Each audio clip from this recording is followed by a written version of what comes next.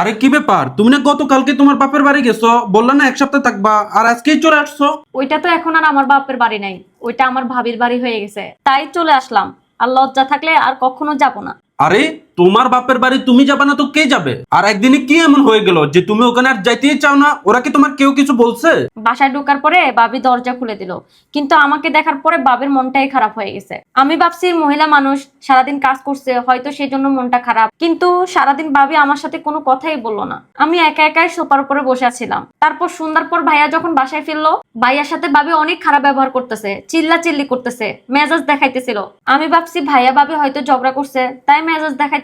তোমার ভাইয়া বাবির মধ্যে ঝামেলা হয়েছে? কি নিয়ে ঝামেলা হয়েছে? আমি জানি না, কিন্তু দেখলাম ভাবি রাতে একা একা খেয়ে নিজে শুয়ে পড়লো, আমাকে খাওয়ার খেতে ডাকেই নাই। পরে ভাইয়া খাওয়ার বেড়ে আমাকে ডাকলো, তারপর আমি ভাইয়া বাচ্চা কাচ্চা মিলে খেতে বসলাম।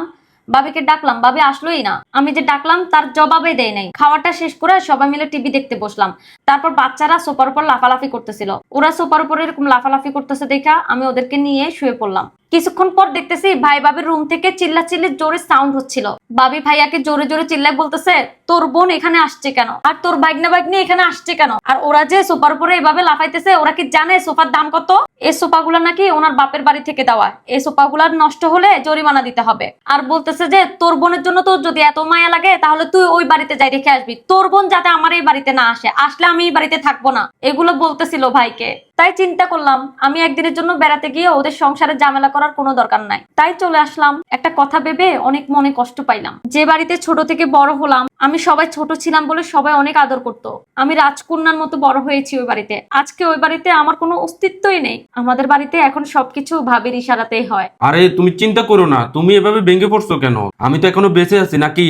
আর তোমাকে আমি কতবার বলছি ওখানে যাওয়ার দরকার নাই, সেটা বললেই তো তুমি আমার প্রতি রাগ দেখাও, বলো যে আমি বাপের বাড়ি যেতে দিচ্ছি না। আজকে আমি বুঝতে পারলাম পৃথিবীতে মেয়ে মানুষের সুখ শান্তি জান্নাত একমাত্র তার স্বামীর বাড়ি। স্বামী সংসারের মতো সুখ শান্তি অন্য কোথাও পাওয়া যাবে না। আচ্ছা থাক, বাদ দাও, আমিও তো তোমার সাথে অনেক রাগারাগি করি। তুমি যেরকম রাগ করো না, সেরকম ভালোবাসো। আমি যখন অসুস্থ হই না, ওষুধটা পর্যন্ত আমাকে খাওয়াই দাও। জামা কাপড় কসমেটিক খাওয়া দাওয়া সকল চাহিদা তুমি আমার পূরণ করো। সবচেয়ে বড় ব্যাপার কি জানো? তুমি তো আমাদের বাচ্চার উপরে কখনো বিরক্ত হও না। আরে তুমি এসব কি বলতেছো? আমি কেন বাচ্চার প্রতি বিরক্ত দেখাবো? কোনো বাবা মা কি পারে বাচ্চার প্রতি বিরক্ত দেখাইতে? তাই আজকে আমি একটা জিনিস বুঝতে পারলাম, স্বামী গরিব হোক কিংবা ধনী, স্বামীর সংসারে মেয়েদের প্রকৃত সুখ আর জান্নাত। এই পৃথিবীতে স্বামীর মতো কেউ ভালোবাসবে না, দায়িত্বও নিবে না, সেটা আমি আজকেই বুঝতে পারলাম। তাই স্বামীর বাড়িতে মেয়েদের এক মুঠো পান্তা ভাত খেয়েও থাকা উচিত, বাবার বাড়ির কথা বাদ দেওয়া উচিত। হ্যাঁ তুমি একদম ঠিক বলছো, আর আমি আছি, তুমি কোনো চিন্তা করো না, ঠিক আছে?